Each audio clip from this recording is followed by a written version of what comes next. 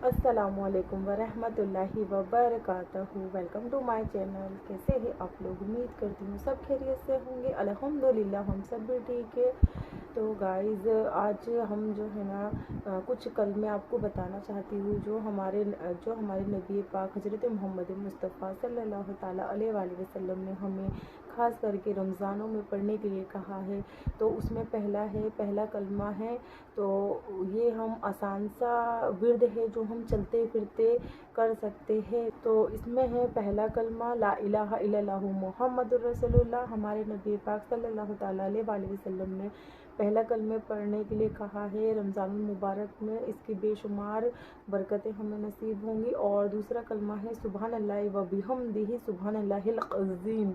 तो दूसरा कलमा ये वाला है। ये वाला जो कलमा है सुबहान अल्लाह व बिहम्दिही सुबहान अल्लाहिल अज़ीम, आप दिन भर में 100 बार पढ़ सकते हैं। क्योंकि इस कलमे की जो बरकत है वो इस तरीके की है कि समुद्र के झाग बराबर भी अगर हमारे गुनाह हैं तो वो ये कलमे के पढ़ने से मिट जाते हैं। और रोज़ाना हमें 100 मरतबा इस कलमे को पढ़ने की आदत बनानी चाहिए। और गाइज़ सुबहान अल्लाह व बिहम्दिही सुबहान अल्लाहिल अज़ीम मिजान में जब अमाल नामाए जब तोले जाएंगे तो मिजान में काफ़ी ज़्यादा भारी इस कलमे का वज़न रहेगा। तो इसलिए हमें इस कलमे को अधिकतर ये वाला कलमा और पहला कलमा रमज़ानुल मुबारक में पढ़ना है, इसका विर्द करना है। और गाइज़ कल होली थी तो मैं आप लोगों को मेरी छोटी सी एक स्टोरी है वो शेयर करना चाहती हूँ। मुझे होली बिल्कुल पसंद नहीं है। होली के नाम से ही मुझे चिढ़ आती है। इसका भी एक रीज़न है, वो ये है कि होली जब आती है तो जब मैंने इस्लाम एक्सेप्ट नहीं किया था तो इसके पहले की मैं आपको स्टोरी बता रही हूँ। तो जो मेरे जीजा जी थे, होली में जो है ना सबसे गंदी आदत यही रहती है कि अगर किसी का मन या किसी की इच्छा नहीं है खेलने की तो भी उसे पकड़कर ज़बरदस्ती कलर लगाया जाता है और उसे इरिटेट किया जाता है। ये सबसे बुरी आदत लगती है मुझे।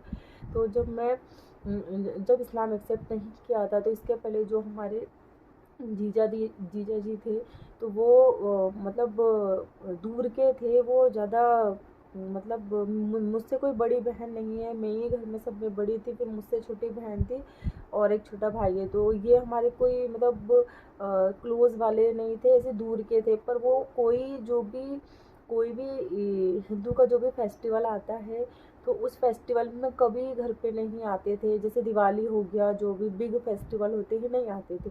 ओनली वो सिर्फ जो है ना ड्रिंक करके सिर्फ होली पर आ जाते थे और ज़बरदस्ती सारे घर वालों को पकड़ पकड़ कर रंग लगाते थे। तो मुझे इस तरीके की आदत बिल्कुल पसंद नहीं थी।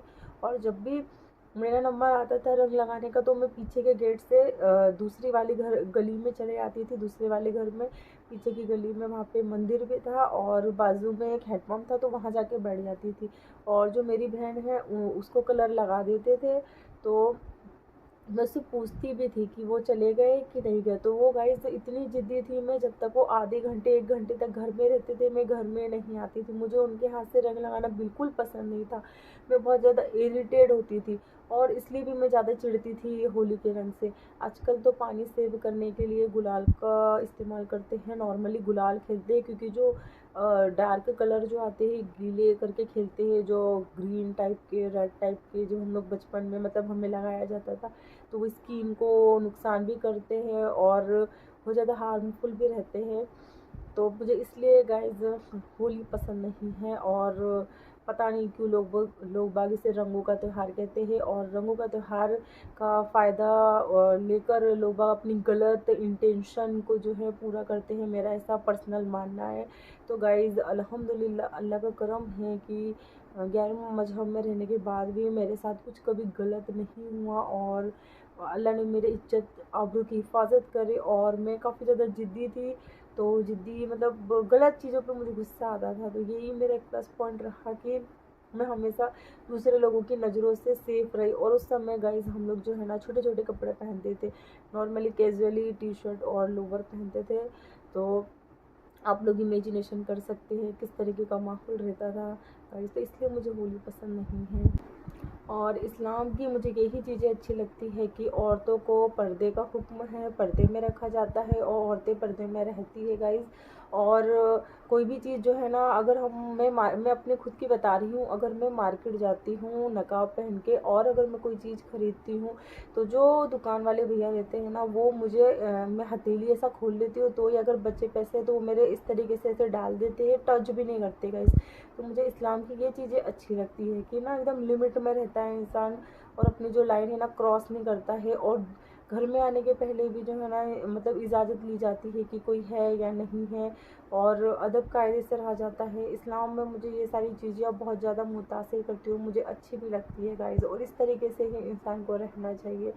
बिना वजह इंसान जो है ना नफ़रतों को फैलाता है और इस्लाम को भला बुरा कहता है, और अपने लिए ही गड़ा खोदते जाता है। इस्लाम को जानना चाहिए और फिर ही उस पर बात करना चाहिए। जैसे कि मैंने इस्लाम को सुनकर किसी की कही सुनी बातों में आकर नहीं वो करा है, मैंने इस्लाम को खुद स्टडी किया है और पढ़ा है, कुरान शरीफ भी पढ़ा है, और हर चीज़ को मैंने नबियों के जो भी जितने भी पैगंबर आए हैं हमारे, जिन अल्लाह ने जितने भी पैगंबरों को भेजा है उनके बारे में मैंने पढ़ा है, सुना है और बयान वगैरह देखे हैं गाइज़। और अल्लाह ने मुझे ये सब सीखने की तौफीक दी है। मैं अल्लाह का शुक्र अदा करती हूँ हर हाल में कि अल्लाह ने मुझे हक़ और सच कहने वाला बनाया और हक़ पर कामिल रखा, मतलब हक़ पर कायम रखा है, मैं ये कहना चाहती हूँ।